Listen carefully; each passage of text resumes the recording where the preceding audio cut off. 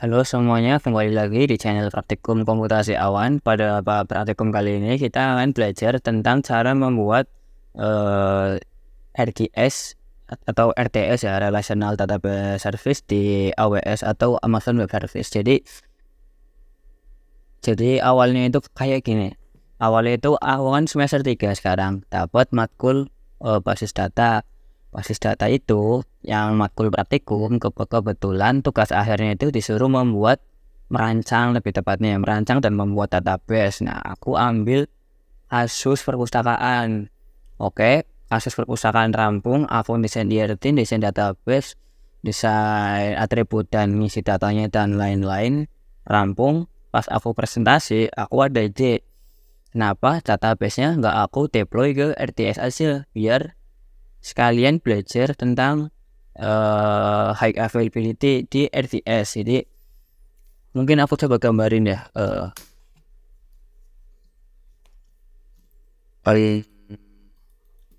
Nah, jadi yang awalnya biasanya teman-teman mungkin biasanya install database kan di SAM ya, di XAMPP biasanya kan di sini. Ya enggak. Biasanya kan di sini MySQL min urut. Nah, show database. Biasanya teman-teman kalau install database kan di sini ya, kalau yang database. Nah, sekarang yang awalnya itu database disimpan di laptop, sekarang database-nya itu disimpan di AWS RDS. Jadi database nyala terus, bisa diakses kapanpun dimanapun, meski laptop kita keadaannya mati dan memiliki high availability yang tinggi. Kok bisa memiliki high availability yang tinggi? Karena kita akan menggunakan fitur multi asset. Multi asset itu apa, Mas? Jadi di AWS sendiri itu ada istilah yang pertama itu ada region ya. Region itu tempat data center itu berada. Biasanya itu dalam lingkup geografis kayak data center kayak region Jakarta, region Singapura, region Australia, dan lain-lain. Nah, oke, aman region ya. Nah, terus di bawah region ini, oke, tak kasih contoh dulu deh. Ini ada region Jakarta, ini region Jakarta, ini region Australia, ini region Singapura, ini region Amerika, dan lain-lain. Jadi masing-masing region punya satu wilayah ya. Nah, terus di bawah region itu, contohnya itu di region Jakarta, tulis lagi region Jakarta. Tuh, masing-masing region di AWS itu memiliki minimal 3 availability zones. Availability zone itu apa? Singkatnya itu data center aset AWS. Oke, coba aku cari gambarnya. Nah, ini bagus. Mana ya yang bagus lagi? Mana ya yang bagus? Ini boleh deh. Nah, coba aku paste di sini. Bayangin ini untuk region Jakarta ya, teman-teman. Oke, nah garis. Nah, di region Jakarta ini memiliki 3 aset. Oke, masuk ke konsolnya dulu deh biar enak.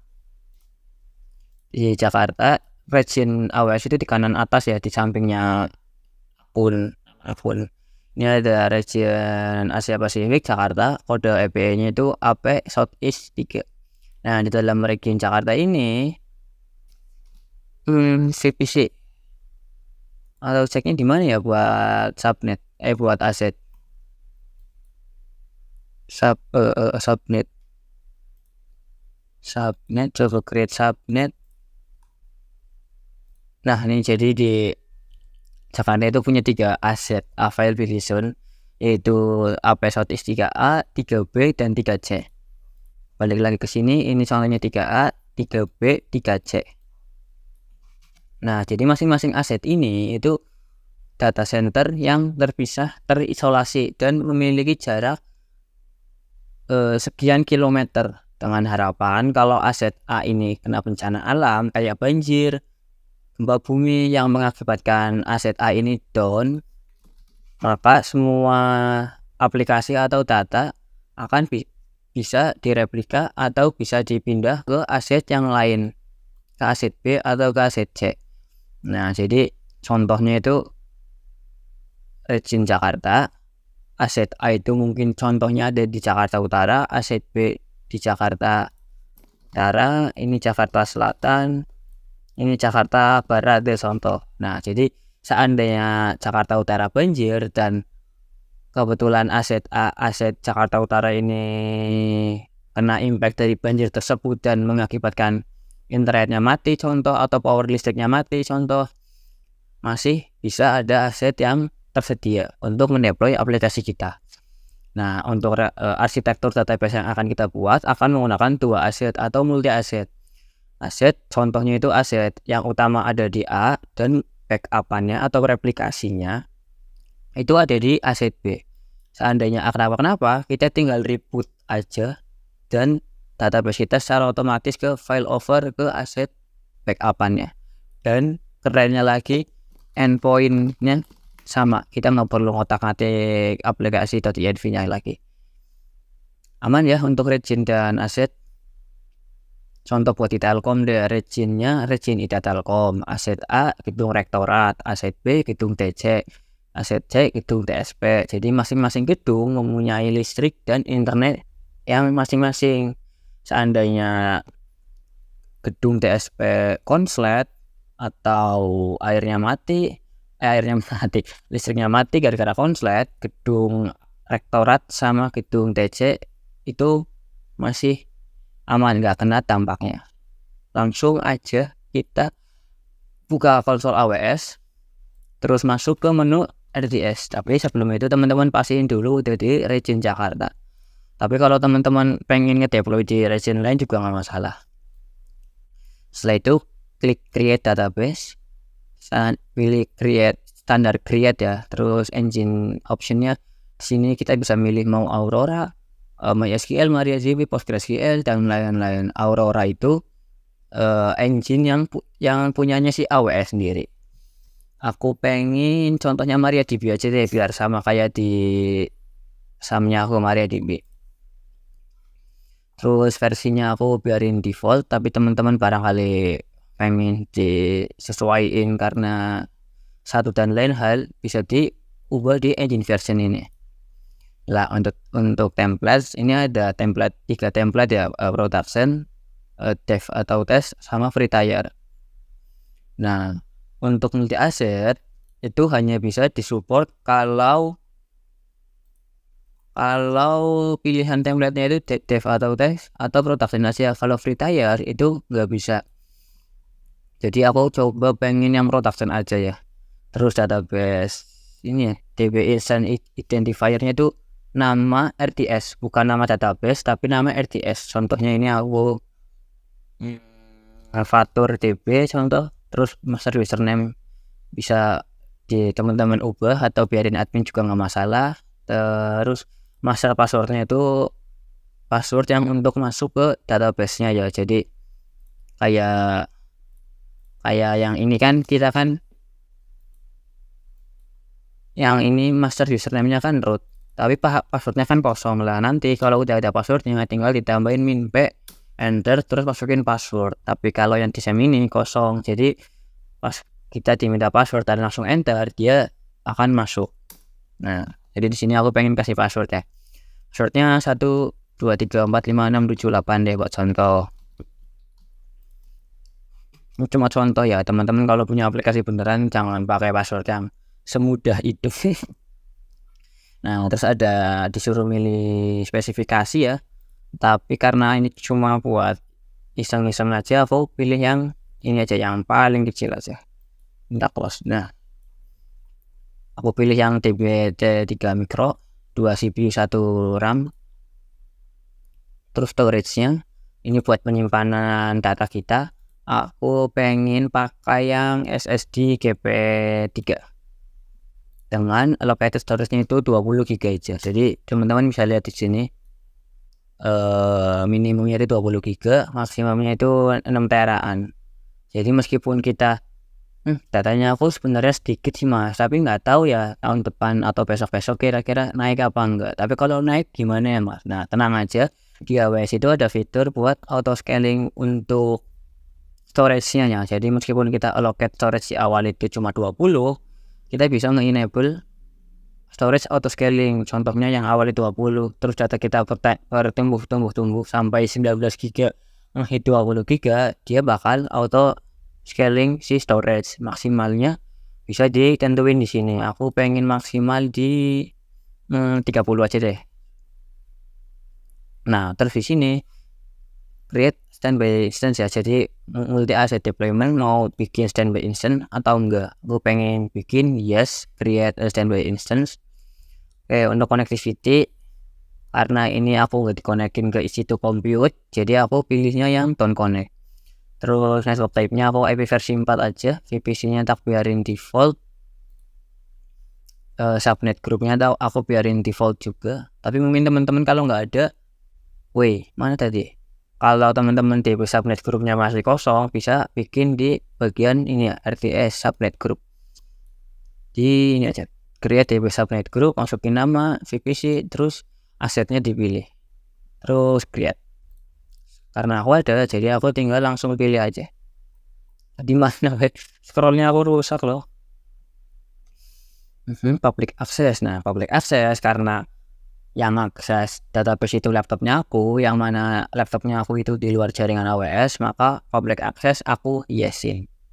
Terus security group, jadi ini kayak firewall ya, aku pilih default aja karena default security groupnya aku yang ini itu allow semua port atau semua traffic. Ya jadi nggak bener sih, cuma aku males buat ngotak-ganti, lagian juga ini cuma praktikum ya. Terus enable enhanced monitoring aku nggak butuh kayaknya deh. Terus ini initial database name ya, jadi kalau ini diisi, AWS bakal ngebikin database yang udah diisikan di sini. Contoh aku bikin database purpose, masukin database purpose di sini, ntar ketika RDS-nya udah nyala, ntar DB purpose itu udah ada, kita tinggal nge-import datanya. Tapi kalau nggak dimasukin, itu juga nggak masalah. Auto backup aku disable, encryption aku disable. Oke, terus deletion protection itu aku disable. Jadi deletion protection itu melindungi RDS kita dari penghapusan secara tidak sengaja ya. Jadi kalau si deletion protection ini enable, ntar kalau kita mau delete resource, dia bakal nolak, kayak ngelock gitu, karena dia bakal ngasih tahu kalau instance ini itu ada deletion protection. Kalau kamu mau menghapus ini instance, kamu harus matiin dulu deletion protectionnya dulu, baru menghapus instance-nya. Aku disable aja. Terus udah, jadi totalnya kalau nyala 24 jam per 30 sebulan itu di $43, termasuk storage-nya itu di $6 aku create. Jadi arsitekturnya itu kayak gini guys, AWS RTS multi arsitektur. Yes, yang ini bagus banget gambarnya. Nah, jadi kliennya itu, bayangin kliennya itu laptopnya aku atau laptopnya dosen deh yang mau ngoreksi tugas besarnya aku ya. Terus masuk ke environment AWS, jelas bisa karena tadi kita udah nge-enable public access ya. Masuk ke primary RDS instance, yang jadi primary yang mana mas? Kita kan tadi bikin multi asset, tapi kita cuma nyeting satu. Nah, jadi meskipun kita nge-create multi asset, kita cuma rasanya bikin cuma satu. Jadi si replika ini itu ngambil konfigurasi, mengcopy konfigurasinya itu dari yang primary. Jadi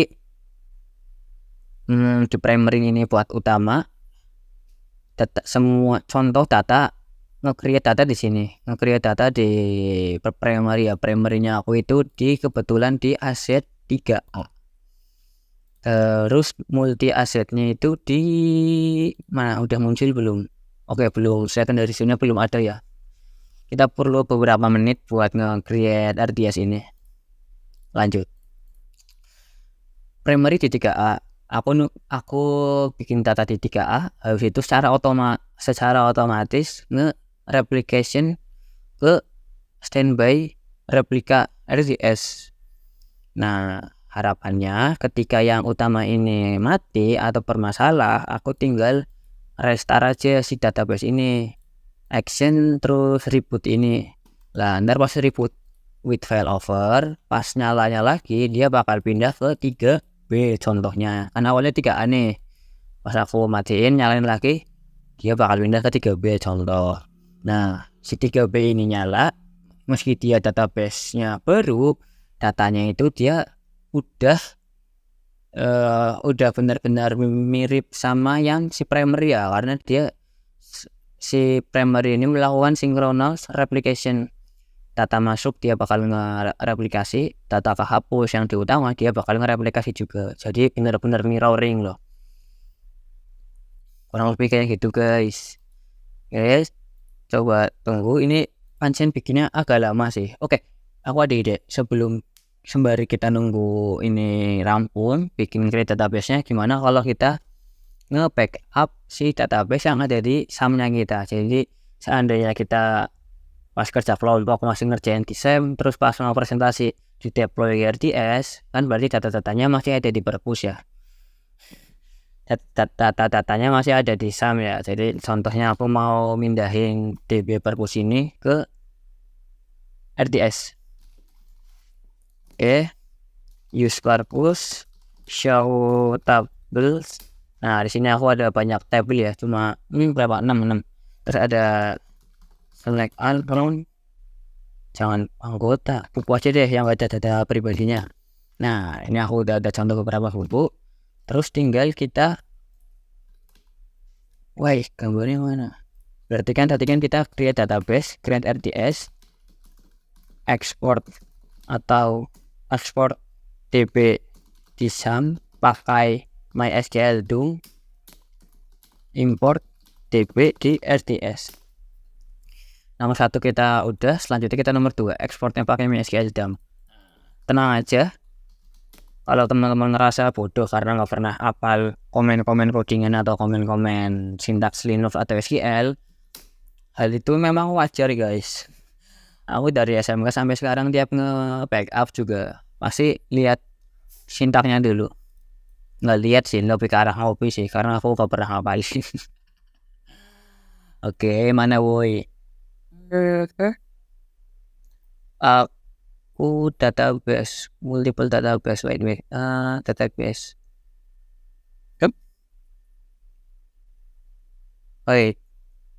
Yang mana ya? Ini bukan database Akila employee, ini multiple ya.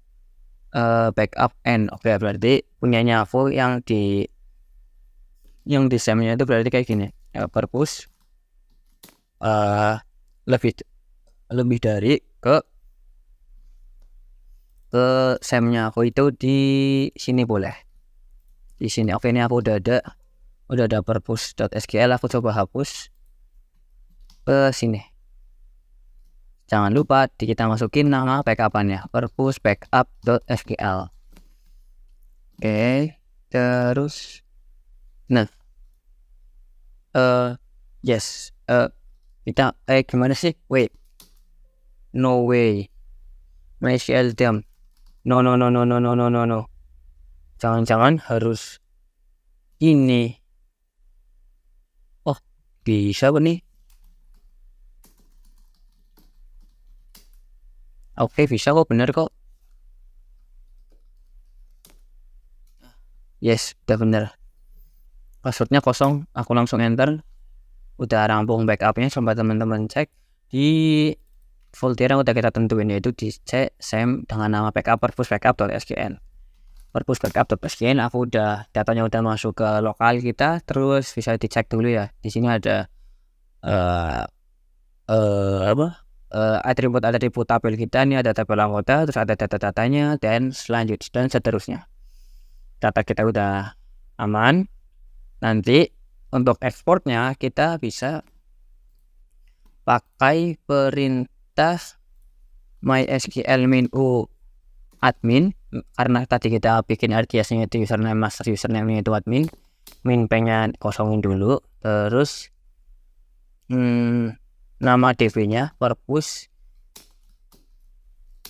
nama file backup-nya purpose backup DB SQL.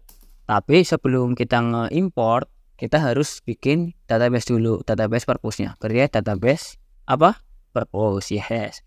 Create database purpose.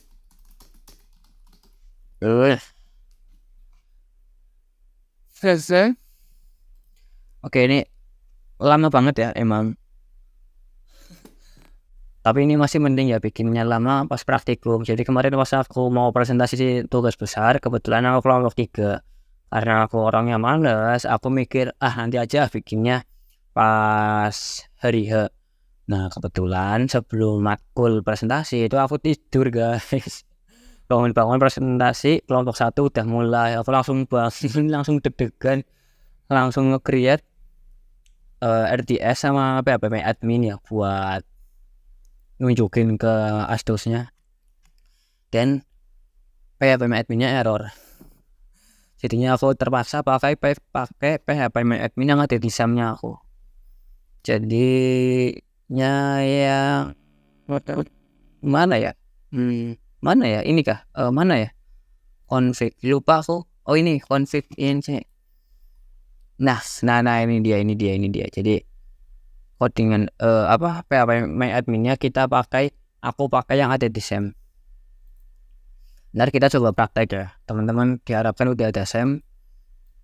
Jadi ntar RDS kita database yang ada di AWS itu bisa dibuka di PHP adminnya kita, port 888 PHP admin.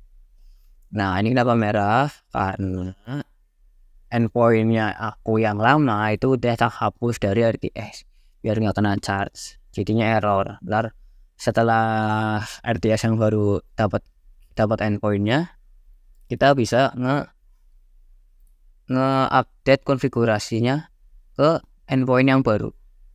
Oke. Config PHP ini di mana sih? Config. Maksudnya biar mukanya amat dan enak loh. Ini. Nah, coba foto pakai. Nah, ini kan enak, masa ngubah konfigurasi pakai notepad. Cepet tuh, lama banget. Emang lama ya, karena emang ya namanya juga multi asset ya. Oke, mungkin sembari kita nunggu RDS-nya available, kita bisa overview dulu ya. Jadi di menu ini, di dalam menu ini ada connectivity and security, monitoring, log and events, configuration, maintenance and backup, sama text. Jadi pertama connectivity and security. Ada endpoint. Endpoint itu apa mas? Endpoint itu ya URL si RDS-nya kita. Kalau di SAM-nya kita kan endpoint-nya kan ini ya, localhost doang lah, localhost. Sedangkan ini endpoint-nya fatur tb bla bla bla. Berarti nanti untuk connecting-nya kayak gini, MySQL -h spasi endpoint spasi -u admin -p 123456778. Portnya itu masih di default 3306. Aset ya primary-nya itu di 3A. Terus dia pakai security group default yang memiliki rule inbound rule-nya itu all traffic IP versi 4 dan IP versi 6. Dan publicly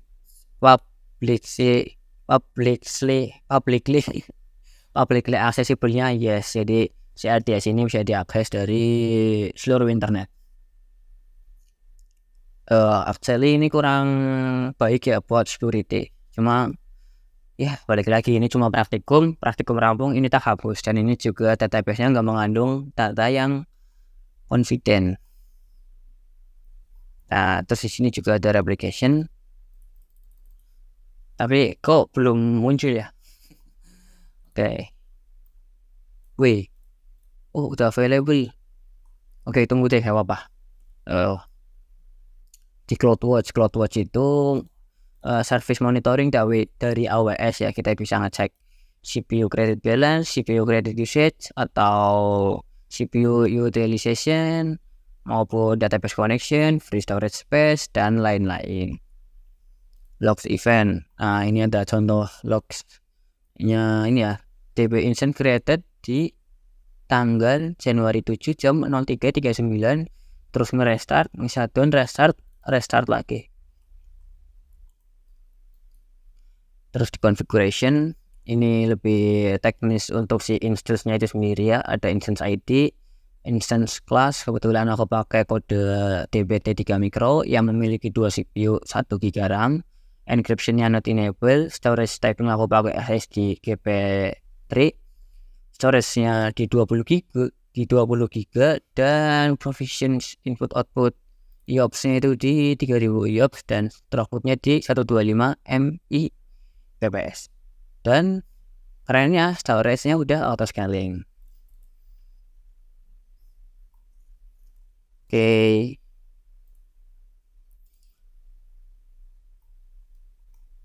Wait, configuration. Kok secondary zone-nya nggak ada ya? Apa butuh waktu ya? Mana ya? Apa butuh waktu ya? Tadi kita udah nge-enable kan? Udah nge-enable belum ya? Kayaknya udah loh.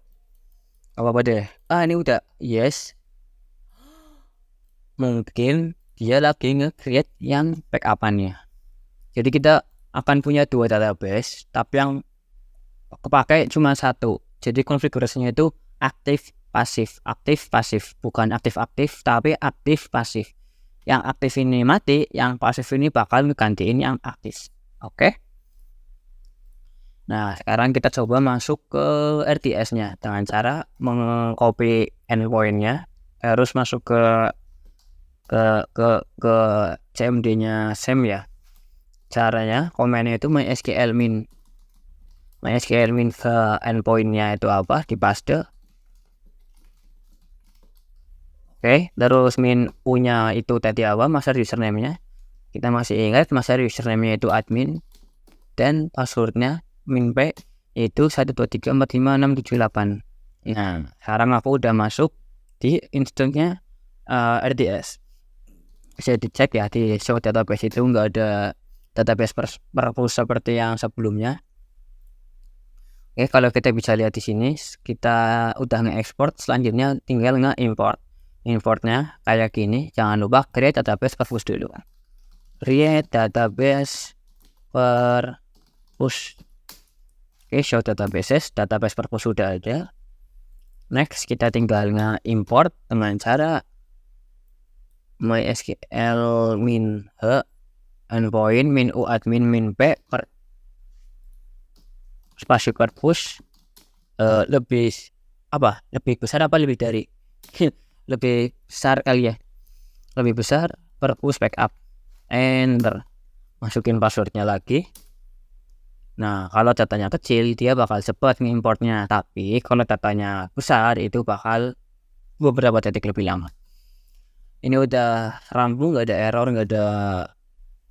kalau nggak ada error tandanya sukses. Kalau ada error silahkan teman-teman perbaiki, itu bukan masalahnya aku.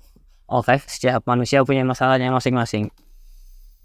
Aku masuk lagi ke instance-nya, terus use purpose show table. Nah, sekarang di dalam database purpose udah ada 6 tabel sama kayak yang di SAM-nya kita. Select all from buku. Yang kita udah memigrasi secara manual yang awalnya ada di laptop kita di SAM. Sekarang database-nya itu ada di AWS Cloud Region Jakarta Asset AP Southeast 3. Dan dia memiliki multi aset. Satunya itu di 3 apa sih? Oh, belum muncul ya guys ya. Aduh, bahaya nih. Oke, jadi mungkin kayak gitu aja kan ya. Harusnya muncul di bagian configuration, secondary zone itu bakal muncul. Contohnya itu kayak di AP Southeast 3B atau 3C, nggak mungkin di 3A karena si primernya itu di 3A. Nah, seandainya si 3A ini kenapa kita bisa nge-reboot ini dan nge-checklist reboot with failover. Nah, kurang lebih kayak gitu guys. Setelah kita membuat database, sebelum praktikum ini diakhiri, aku juga mau nunjukin cara menghapusnya ya. Jadi Setelah ini nyala, terus harusnya si aset ini pindah ke aset satunya, ntar endpointnya itu masih sama, masih yang ini. Jadi endpointnya tetap sama meski asetnya itu berpindah-pindah. Oke. Sekarang kita tinggal bab terakhir ya, yaitu ngehapus si DB instance-nya biar nggak ke charge. Oke, dipilih action, delete, create final snapshot-nya di untick, aku nggak mau, I acknowledge bla bla bla. Terus ketik delete me, woi, delete me, aku males banget yang ngomong ngetik delete me dan delete. Nah, ntar sekarang ini udah masuk status deleting, ntar rampung bakal deleted atau nggak muncul ininya lagi ya, database ini kembali ke 0. Oke, teman-teman, sekian untuk praktikum pembuatan RTS di AWS pada kali ini. Barangkali teman-teman ada pertanyaan bisa tanya di komentar aja. Kurang lagi mohon maaf. Terima kasih semuanya.